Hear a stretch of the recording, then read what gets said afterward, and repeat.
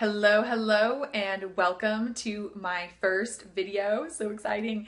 Um, I'm so happy that you're here. And for my first video, I wanted to put out something that would hopefully be really useful to you all in your day to day. I get a lot of questions in my sessions about discovering gifts, talents, aligning with purpose, aligning with personal truth, uncovering and really having a good compass to know what is true for each person in their life and as they're going through their day to day. And I'm sure, as many of you know, emotions, one of the big purposes of emotions is they are used as a guidance system for us here on Earth in 3D. They are a phenomenal compass. And so there are two emotions that I think can really help in alignment with purpose and uncovering our own unique gifts and talents and really aligning with our truth. And the way that these emotions help us do so is through resonance, meaning what we're noticing or experiencing outside of us, because really there is none of it's outside of us, but what we're experiencing outside of us, and how that's a reflection of what's going on internally and how we can use that, most importantly. So these two emotions are the emotions of jealousy or envy. There's a lot of overlap there, so you might hear me use them interchangeably in this video. And the emotion of admiration. The way I experience them energetically is they're very close for me on the energetic spectrum of emotion, and they're kind of two different frequencies on the same in the same segment of spectrum of energy. And they each kind of work together to really help us uncover our gifts and our talents and our truth. So I want you guys to be able to have an understanding of how to work with both of them. And they both really relate and interplay nicely. So to begin with, let's talk about jealousy. So for me, jealousy has the energy of like a craving, almost like a thirst or a hunger that's happening inside of you, inside of your heart, inside of your own energetic makeup, that is resonating with something that is perceived to be external to you, and that then the emotion of jealousy or envy crops up in response to what you're witnessing. So what that emotion is really here to tell you is a place where you have not given yourself full permission to step into your worth and step into your power of receiving. So let me give you an example to help you hopefully understand this a little bit better. Let's see here. What example do I want to use? Okay, let's say that you have a close friend who things have been going amazing for her financially and career-wise, and her family have just purchased a large, amazing, gorgeous home. And when you see pictures of it, when you go over to her house and you're looking at all of it, you're just noticing some of those feelings of jealousy or envy just starting to creep up. And it's making you feel not only guilty that that's coming up because you're not able to be as excited for her and as you would like to be. And of course, sometimes when some of these, negative emotions come up, we judge ourselves for them, which let's stop doing that. But side note, but also it's making you kind of feel like crap because suddenly you realize, hey, wait a minute, if I feel jealous, I must want this and I don't have it. What's wrong with me? So let me explain to you and break down for you what is actually going on here on an energetic level. You're reacting to a external representation of something that is being activated or queued up in you, that is lighting up and saying, here's a place where you are ready to receive, to step into your worth, and you haven't given yourself permission to do so. So the way that you find out what your personal truth actually is there, what you're trying to step into, is through asking yourself the question about what this home represents to you. And it's important to know what it represents to you, because what it represents to you might not be the same thing that it represents at all to your friend. So maybe to you, when you really sit with it, get quiet, take some deep breaths. Journaling or meditation is a great way to go through this process. And you start asking yourself, what does this home represent to me? Maybe it represents to you safety and security. Maybe your living situation or some other things in your life have been in flux, and to you, when you see this, what you're tapping into is a sense of safety or security that you do not feel like you currently have access to in your life. Maybe it is freedom. Maybe when you are looking at this home and you're noticing these feelings of jealousy being triggered, you're noticing that it's really reflecting back to you where you do not feel free. Maybe for you, it really is just as direct a correlation as financial abundance. Maybe you haven't been feeling or experiencing a lot of financial abundance, and that's what you're seeing, and that's what's getting triggered in you. So it's important to recognize what this trigger is for you, because, for example, if you're looking at this person's home and you're noticing that for you it is triggering a sense of freedom that you currently have not given yourself permission to fully align with and step into your worth and start calling that in your day-to-day life, well, maybe for your friend, underneath it all, this home has not brought her a sense of freedom. Maybe now she's got a huge house to clean. Maybe there's a large mortgage payment that, though she can afford it, it just feels like a burden. So you don't know how this physical representation is actually emotionally, what the emotional tapestry of that is in the person that you're viewing it as externally. So the important thing is to let go of that, let go of what you think it must be for her, and understand what it is for you. And when you tap into what it is for you, then the next important question to start asking yourself is, what would that look like for me? So maybe if you notice that for you, this house is triggering jealousy around feelings of freedom, maybe if you start to really ask yourself, if I felt completely free right now in this moment, what would that mean for me? Maybe for you, it would mean having the freedom to travel.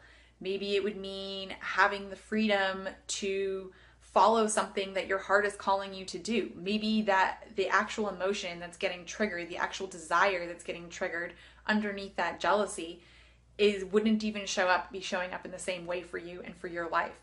So it's really important to do this exercise where you look at what's going on underneath the surface, and then you ask yourself the question about not only what that would look like for you in your ideal scenario, but also how you can start to call that in. So if it is in fact freedom, okay, what are some decisions that you could start to make in your day-to-day life that will bring in more freedom for you, that will allow you to breathe a little easier and a little more freely? And you can start aligning with that in your day-to-day life, and you can start moving towards what your own unique ideal representation and manifestation of those desires would be. So, okay, I hope that makes sense. Again, jealousy is calling forward a place where we can look and notice that we have not given ourselves full permission to step into our worth, to step into receiving, and to call in our deepest desires. It is just a reflection for us, an invitation for us to go in and find our deepest desires and start asking ourselves, not how that would look for other people, but how that would look for us to experience. All right, so I hope that makes sense. I made a few notes here. I'm just double checking and making sure I didn't miss anything. Yes, okay. So now we're going to move to admiration. So for me, admiration has the energy of expansion, of awakening. There's something in you that is stirring and wanting to, like a sleeping giant that's wanting to awaken, and to expand into actual manifested expression. So let me again explain here by using an example. All right, let's say that you're getting ready or you're starting to contemplate starting a spiritually based business, and you notice that there is somebody out there in your ether that you've come across who has a spiritually based business who you really admire. You're hanging on their every word, and you've just really built them up to be, and that's what we often do with people who we admire, is we take them as a whole, as the whole person, and we put them up on a pedestal. And we don't see them as multifaceted. And that's because we've made them the poster child of our admiration. And the reason why we have done so is because there is a part of them, there is something that they are embodying that is waiting to be awoken and called forward in you. So this is a great way to discover your unique gifts and talents and what is laying dormant in you, just waiting to be remembered and expressed. This is a great trail to follow on your path to purpose. So let's say that this person who you're admiring is an amazing medium, and she is very well spoken, and she just seems like a really hard worker. So these are starting to notice some of the things that you specifically admire. It's not just this person as a whole, but you admire her gifts, her connection to her intuition. You admire how articulate she is, and you admire that she seems very devoted to her craft. Okay, well, here are 3 things then that you know that are starting to stir and awaken in you. Again, because of the law of resonance, you would not even notice it if it wasn't something that you possessed. So the talents, the gifts, the things that we admire in others are actually things that are waiting to be awoken and expressed and tapped into ourselves. So again, this is really important to do the exercise, meditation, journaling, whatever that most appeals to you, and start asking yourself really specific questions about what you admire about this person. And as you begin to have answers that come forward to you, follow them like a trail of breadcrumbs and realize that, okay, if I'm really admiring this person's connection to their intuition, that means that awakening in me is a connection, a really powerful and aligned connection to my intuition. And it might look different. Maybe I'm not a medium. Maybe my talents lie elsewhere. Or, maybe I really admire this person's devotion to their craft. Maybe the specific way in which they devote themselves is not the way that I feel would be the most fulfilling to devote myself. But, maybe I admire the concept of mastery. Maybe I'm being called to open myself up to realize and actualize the mastery that it currently exists and is lying, buried or dormant, just waiting to be awoken inside of me. And you can follow this like that trail of breadcrumbs to help you be guided toward your specific gifts and talents and purposes. And also, we can use this to, again, just like with the jealousy, recognize that what we're admiring is likely not going to be expressed or show up in the same way for us as it is for that person.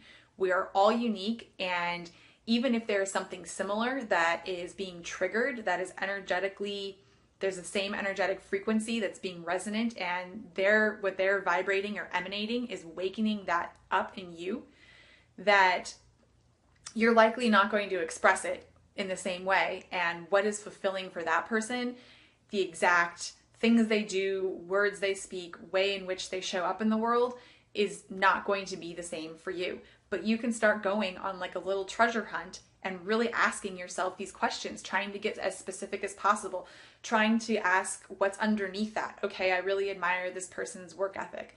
Okay, well, what's underneath that? I really admire the way they bring mastery to their craft. Okay, well, what's underneath that? I really admire their pure connection to their own guidance. Okay, so that's something that's looking to be further explored and further excavated in myself. My soul is calling me to open myself up to my own guidance. And you can follow that straight to your own talents and gifts. So these 2 emotions are so, so important in helping us to align with our truth and to helping us really align with our purpose and awaken where we're being called to shift and to just let in more of our heart-centered energy and really step in to a life that feels amazing and feels good. So now actually when I start to notice feelings of jealousy crop up, I get kind of excited because I'm thinking to myself, okay, there's something in here that is a place that is calling for me to align and for me to let something in that's going to make me feel more fulfilled. And I also find it really interesting that I'm not sure about for you guys, but for me, when I feel jealousy, I experience that as like a tightness or a contraction right around, a little bit underneath, but right around the solar plexus chakra, which associates with confidence and with feelings of self-worth. So it's very related. And also, you know, with admiration, I feel that lots of times like up in the higher chakras. And if that admiration is really an awakening of aspects of ourselves, that absolutely connects with our higher chakras, our connection to our intuition, and our connection to the universe and to source. So it's really fun to also just notice where you get sensations in your body as these feelings show up. And you can look at the associated chakras and see what might be being tapped into there as well. So I hope that makes sense. Let's see here. Yes. I also did want to point out that when we're not using the emotions of jealousy and admiration with consciousness, with an air of observation, and instead we're getting pulled into them and then feeling judgment about ourselves because of them, that really what we are elapsing into is a scarcity mindset, meaning more for somebody else means less for me. You know, in the case of jealousy, whatever the physical representation, remember the physical representation is not the same as what it actually is activating and resonating with inside of you, but it's just the physical representation our mind has given it, that means that if you're feeling really triggered by that and really swept up in the emotion of jealousy, on some level, you are accepting that more for somebody else means less for you. And it's the same with admiration. Again, this is why we put people up on a pedestal. They've got that special something that nobody else has. And so, you know, we lift them up. And again, that's another flavor of scarcity. And that's just not how the universe works. It's not how energy works. When there is energy that's being emitted and tapped into by someone else that is then triggering that same thing in us, as energy is expressed and as it is aligned with and as it's embodied, it makes it more available to everybody else around that person. So the more that somebody else taps into abundance, the more that energy, that resonance, that frequency of abundance is available for us to embrace and call in our life in the way that feels the best for us.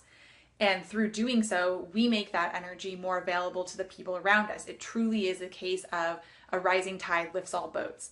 So recognize and ask yourself when these emotions are coming up for you, if there's a place in which you're tapping into scarcity.